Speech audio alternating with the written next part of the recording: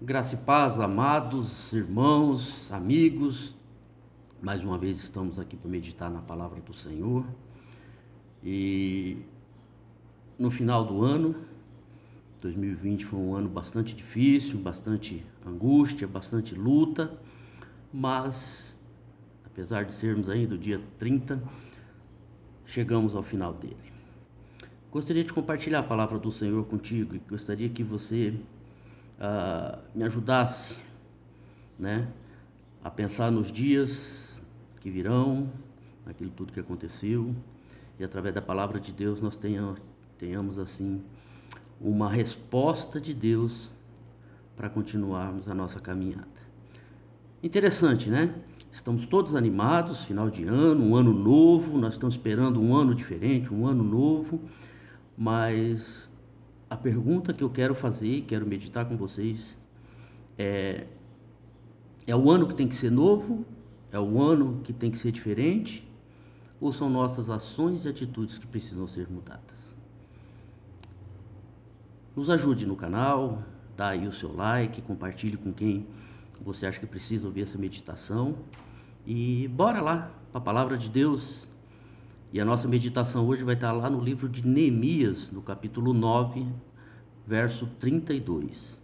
Nós vamos meditar apenas o verso 32, Mas eu recomendo que leiam todo o capítulo 9 de Neemias, que tem uma história fantástica lá para nós aprendermos, tá?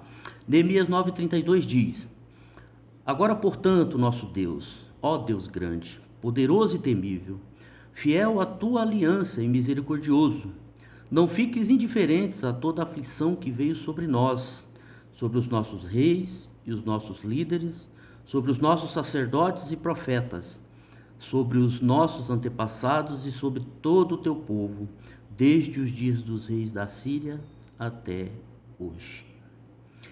Amados, um ano difícil e que, como eu já disse, nós precisamos meditar no que aconteceu, E a pergunta é: precisamos de um ano novo, de um ano diferente, ou precisamos de novas atitudes e de atitudes diferentes?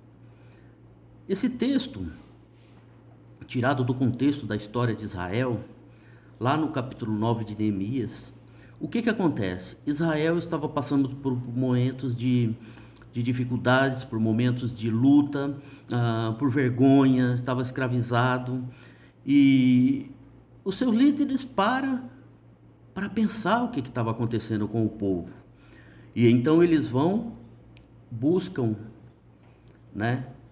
se apresentar de forma humilde, com jejum, pano de saco, com terra sobre a cabeça, e eles voltam para o Senhor e querem conversar com o Senhor.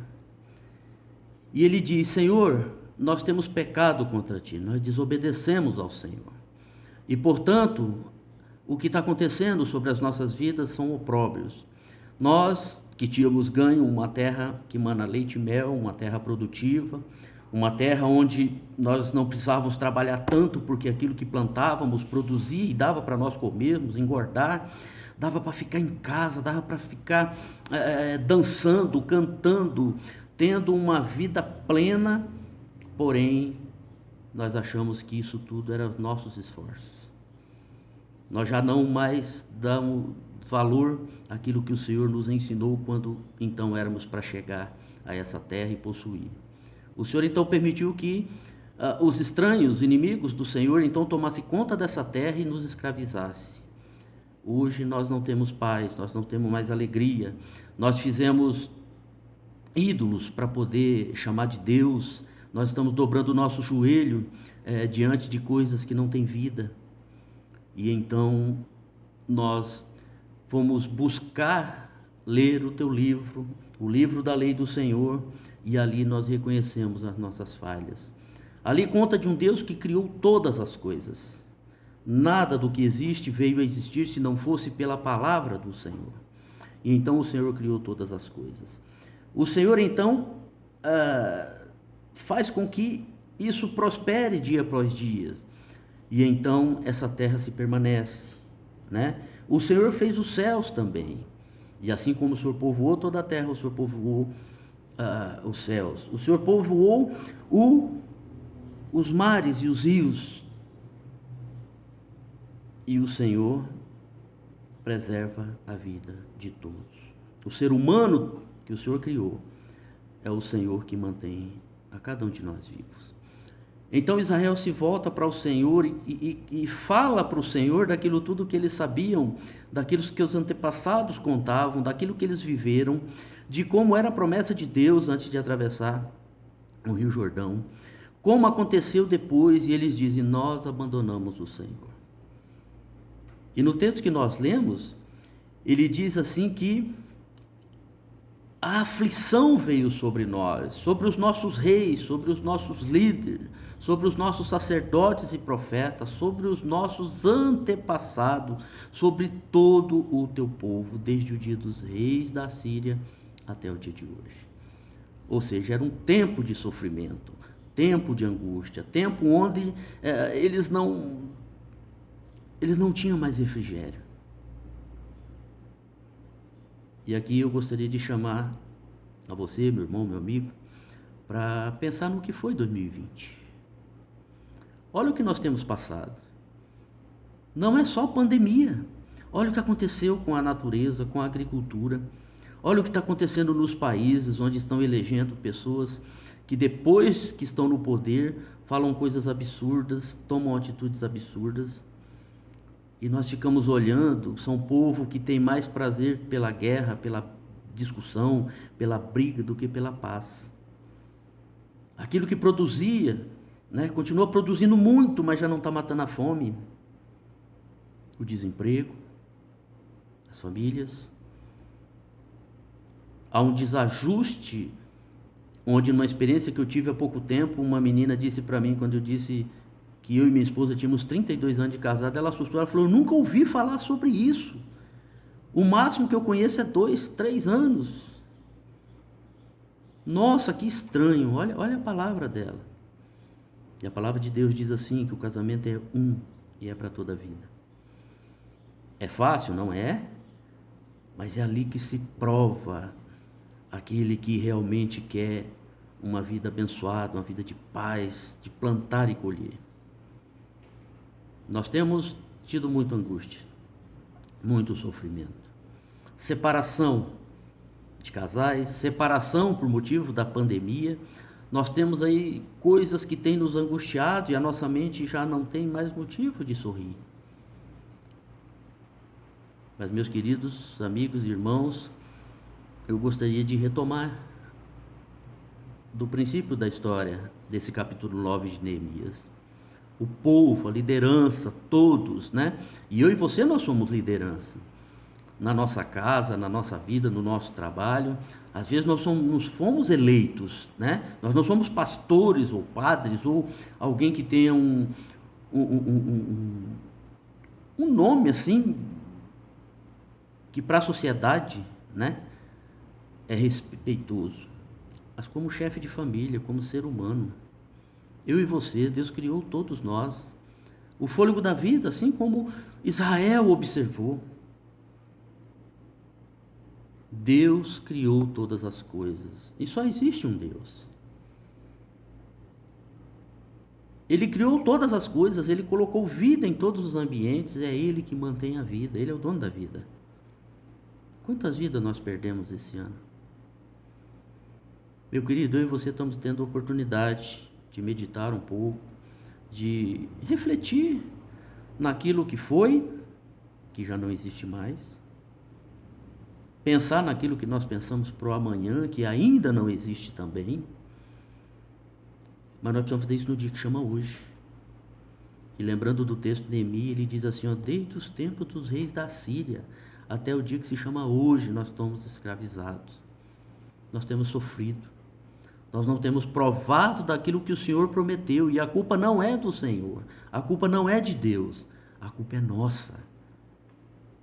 Nós achamos que as coisas vão acontecer como num toque de mágica, como num bilhete de loteria.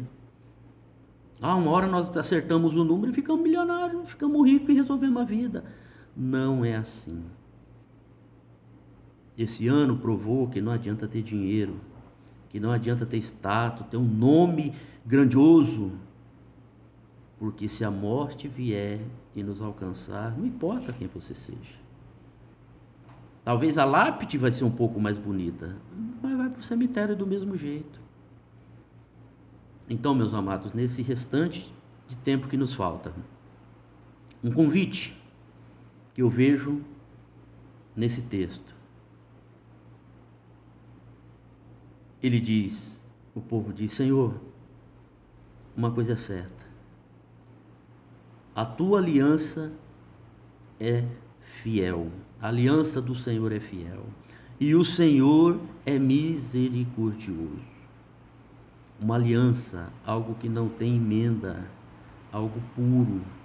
Deus, ele não falha naquilo que prometeu para nós. E ele tem um detalhe, ele é misericordioso para conosco. E o que é misericórdia? Misericórdia é um favor ao qual nós não merecemos. Nós erramos e merecemos o castigo, pois o Senhor nos dá a oportunidade de refazer e fazer de uma maneira correta e bem feita. O convite para hoje: vamos fazer igual a Israel? Vamos voltar na presença de Deus e vamos dizer: Senhor, nós pecamos, nós falhamos, nos dá uma nova oportunidade, vem conosco, toma conta da minha vida, da minha casa. Que esse ano, lembra da pergunta? Um ano novo ou um ano diferente? Não, o ano ele vai ter 365 dias, ele vai ter 30 dias por mês, né? Na sua média, ele vai ter dia e noite, ele vai ter tempo de chuva, tempo de seca, frio, primavera, verão, o outono, vai ter colheita, vai ter plantio. Agora nós precisamos fazer de uma forma diferente.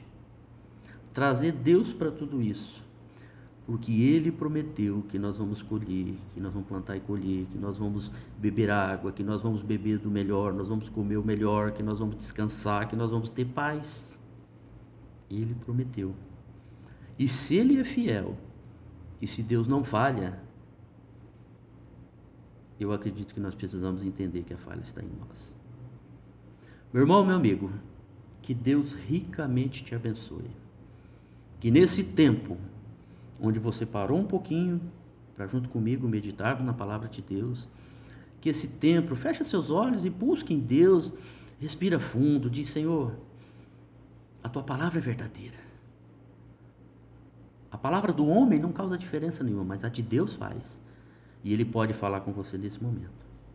Eu quero te abençoar, quero abençoar a tua casa, quero abençoar o teu trabalho, no nome de Jesus, para que esse ano você tome decisões diferentes, para que você faça diferente.